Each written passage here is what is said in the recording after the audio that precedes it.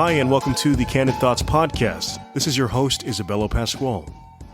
I'd like to announce the recent release of Phrase 7, the audiobook adaptation, written by Chase Hughes. Chase Hughes is a 20-year Navy veteran and one of the foremost experts in behavior and body language on the planet. You can learn more about Chase Hughes via his website, chasehughes.com. You can also read some of the reviews for the book Phrase 7 on phrase7.com. Here's a quick preview of the first few minutes. Phrase 7 by Chase Hughes. Read by Isabella E. Pasquale. Prologue produced by Coed Films and Alpha Fantana LLC. Phrase 7 produced by Sharp Focus Creative Academy and Alpha Fantana LLC. Dedicated to the faceless ghost soldier of the Yorktown Victory Monument. The man who stands at gates of peace will never be known to any. His words the swords that he'd release in the name and spirit of many. To guard their lives I stand here now, to watch over sea and land. To persuade for peace my solemn vow, in the mind I make my stand. These words I know and keep in shroud shall never see the light. Till countries call and kings have bowed, and peace has more the might. History will come to show what most will surely find. The start and end of what we know begins within the mind. 4M. Warning. This audiobook contains fictional hypnotic-coded language. This audiobook is for entertainment purposes only. However, the story contains scenes that may influence listeners to be highly suggestible.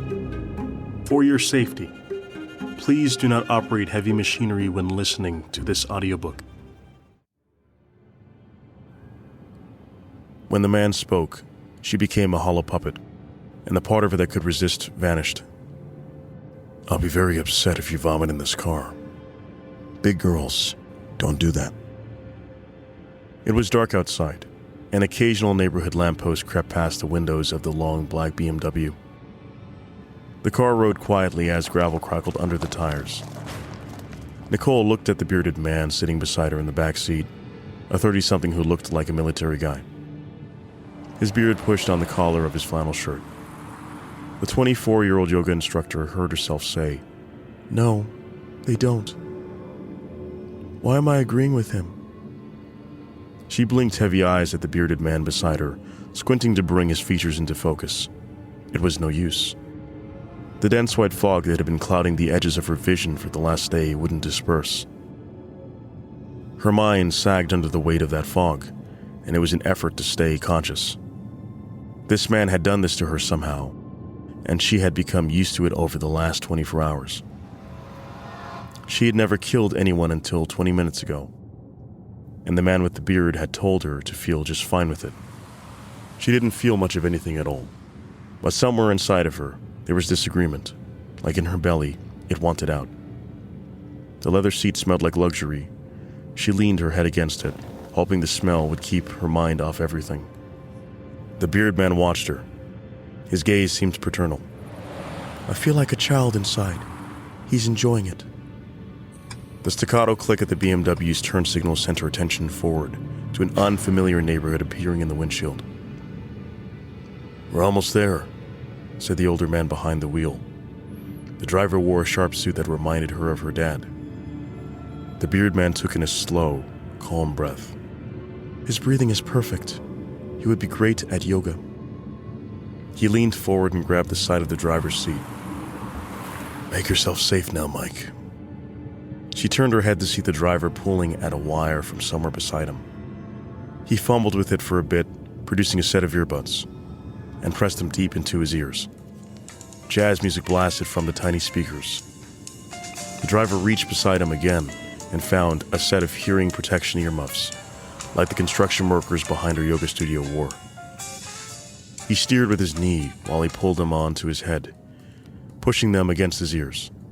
He then grabbed the wheel, lifted his hand, and shot a thumbs-up gesture to the beard man. The beard man patted the driver on the shoulder, then turned back to Nicole. He sat back into his seat and looked her body over, and his lips squeezed together in what seemed like shame, maybe a regret. Nicole, you're so gorgeous. And you did a great job tonight. Are you ready for this to be over? Her face was still resting against the seat, but she felt herself nodding. A second later, there was a hand on her shoulder, and the beard man spoke a word in a deep voice that sent ice-cold electricity down her spine.